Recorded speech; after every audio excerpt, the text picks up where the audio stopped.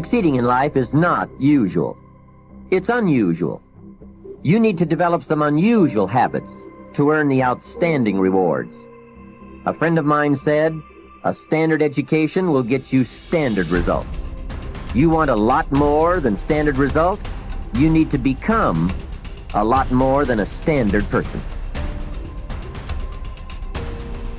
You have to act and decide simultaneously. So what does that do? You see, that puts up a very curious problem, which in its own turn becomes a bind. This is true likewise of any sort of shooting, pistol shooting as well. That if you aim, if you decide and then fire, you're apt to do things like pulling the trigger instead of squeezing. All kinds of wrong things are done. And you're always a moment too late if you decide first. To try and act quickly enough so that you overtake the preliminary decision. To try not to decide first. And that is an impossible problem. We intend to when the idea strikes us. We intend to when the emotion is high. But now if you don't translate that into action fairly soon, now the intent starts to diminish. And a month from now, it's cold. A year from now, it can't be found. So act. Set up a discipline when the emotions are high and the idea is strong and clear and powerful. That's the time to set up the discipline. Somebody talks about good health and you're stirred. Right. You need to get a book on nutrition. Get the book before the idea passes and before the emotion gets cold. Go for the book. Start the library. Start the talk. And you know you ought to do this. You really want to do this, but you don't know why you haven't done it.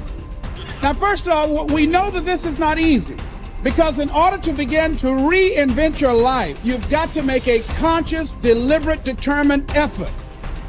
I think that among the things that prevent us from acting is the fear of failure.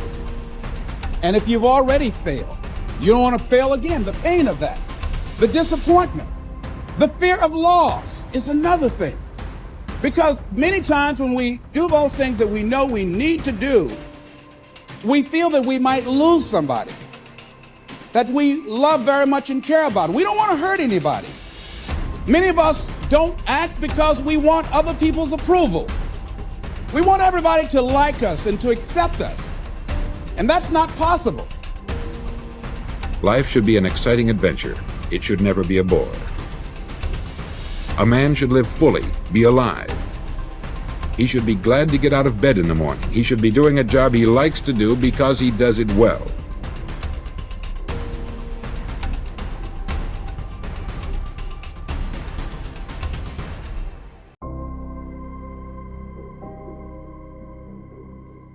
The fifth law of happiness is the law of expression, which states that whatever is expressed is impressed, and whatever is impressed is expressed. Whatever you say, either to yourself or out loud, is impressed into your subconscious mind.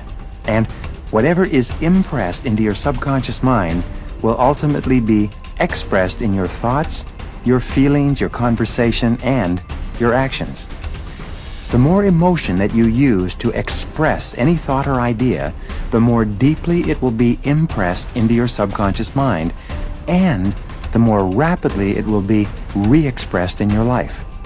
Whatever you say with conviction triggers thoughts, ideas, and actions consistent with those words, so be sure to pick your words carefully. When you think of a challenge or a goal, and you repeat to yourself the words, "I can do it, I can do it, I can do it," you trigger all kinds of feelings and actions that propel you forward toward doing the things that will enable you to achieve the goal. The sixth law of happiness is the law of reversibility. It states that just as your feelings determine your actions also determine your feelings. This is a remarkable and powerful law that says that even if you don't feel a particular way, such as self-confident or happy, if you act as if or pretend that you have the feelings already, the actions themselves will have a backflow effect and generate the emotions consistent with them. When you act in a certain way, the actions themselves trigger thoughts, images, feelings, and attitudes that are consistent with those actions. You can, in effect, control much of the content of your mental and emotional life simply by moving your body in such a way that it's consistent with the way in which you wish to think and feel. The seventh law of happiness is the law of visualization, which states that ideas and images tend to awaken emotions and feelings that correspond to them. When you create clear mental pictures of yourself as happy, positive, and optimistic, these mental pictures will trigger feelings and actions that actually lead to your being happy, positive, and optimistic. One of the most helpful exercises that you can engage in is to think of a time in your life when you've been extremely happy and to replay that experience on the screen of your mind as though you were running a movie projector. Put yourself right into the picture and re-experience or get the feelings that go with it. You can actually make yourself happy by dwelling upon previous experiences when you've been happy.